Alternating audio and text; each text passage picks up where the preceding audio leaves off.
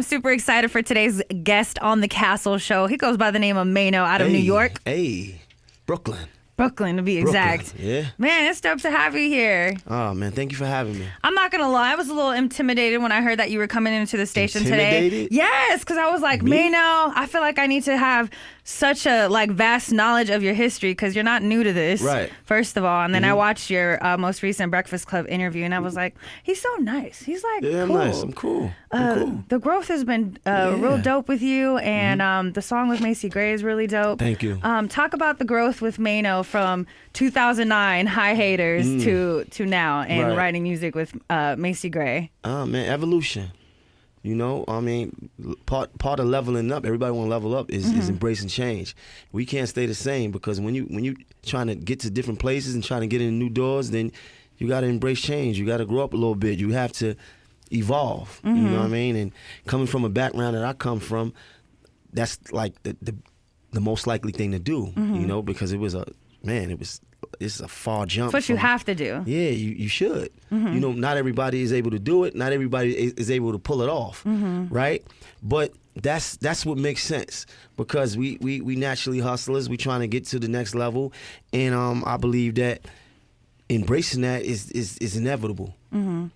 What's one of the hardest lessons you've learned to this point? Oh man, I learned so many hard lessons. Dude, that's just growing up in general. Yeah, like we think as kids that adults have it all figured out, and then you're an adult and you're just like, this is never ending. Yeah, and it is never ending, and it's all about being able to navigate through things. You know, life is up and down, right? So any career that you in, you know, you face with, you know, obstacles, adversity. You know, even my own situation, you know, and this is what the music is speaking to, you know, about dealing with that. So I learned to you know, never give up.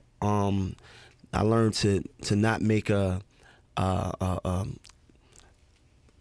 temporary problem, you know, more than what it is. You know, I learned emotional decisions. Yes, you know, some people make a lifetime decision for a temporary issue, right? And, you know, I had a cousin, my blood cousin, that was going through something and he committed suicide. Oh, man. That was a final, you know, solution for a temporary problem. So I learned to kind of roll with things and deal with things as they come, you know, and stand up to it. Yeah, I'm sorry to hear that about your cousin. Yeah. Speaking of, you know, long or temporary problems and making long-term or solutions, or you know what I'm trying to say with that.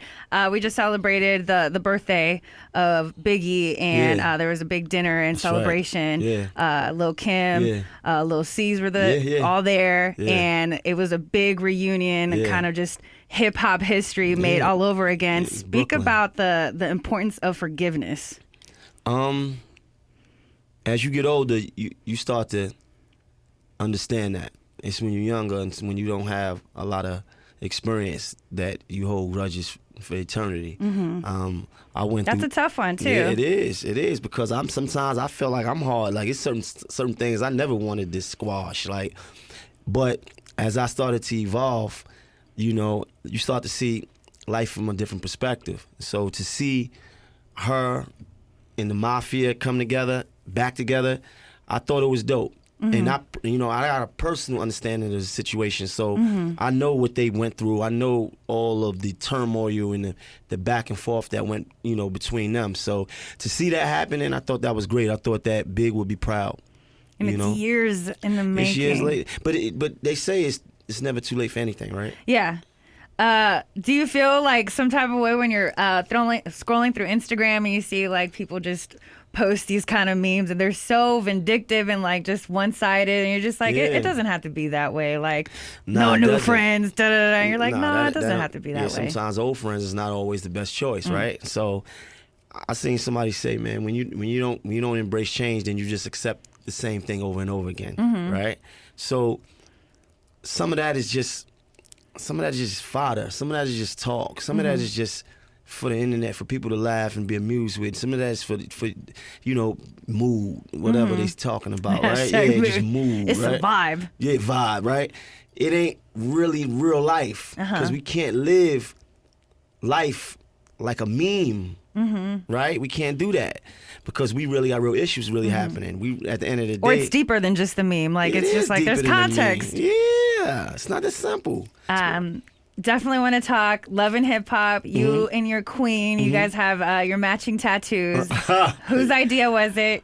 Did you see that? Did you notice that? I did notice that. I saw it. Yeah, look at that thing. Oh, I didn't even see it on your finger yet. Look at that That's thing. dope. Yeah, because my boyfriend and I, we've been talking Yeah. about matching tattoos or Yeah. something like coordinating and whatnot. But whose idea was it? It was his for my situation, which really surprised me. Like, that was her idea. Were you hesitant? Nah, not at all. Not at all. It's all right. And you know what? It's funny when my boyfriend had asked me about it, I wasn't hesitant at first. In the past, I was definitely the person who was like, that's a terrible idea. You should never get matching tattoos. And he talked about it, and I was like, yeah, let's do it. Really? We haven't done it yet. That's what but I'm saying. You change, your thoughts change, right? I never thought that I would have this many tattoos. I looked at, I'm like, oh my God, like what did happen to me, right? I never thought that I would have all these tats. And here we are. And here we are. Talk about going along with your misses and whatnot. There was one time I was at my boyfriend's family barbecue, and his grandfather had come up to me, and he said, he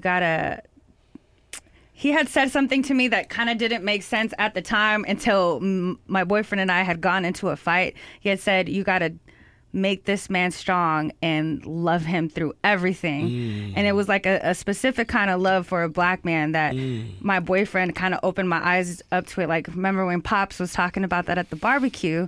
Right. This is what he meant. You got to like kind of teach me, like love me through those hard places. Hard times, because our plight is different. You know, I say things, similar to that. Our struggle is a little bit different, us being black males and faced with some of the things that we had to, be faced with. And then trying to navigate in some of these systems that we in. There's a lot of, danger, right? There's a lot of, and danger in places that you wouldn't expect danger in. Nah, never. Even danger in your own home, your own apartment complex. Danger at your house, danger, depending on, how officers of the law may view you.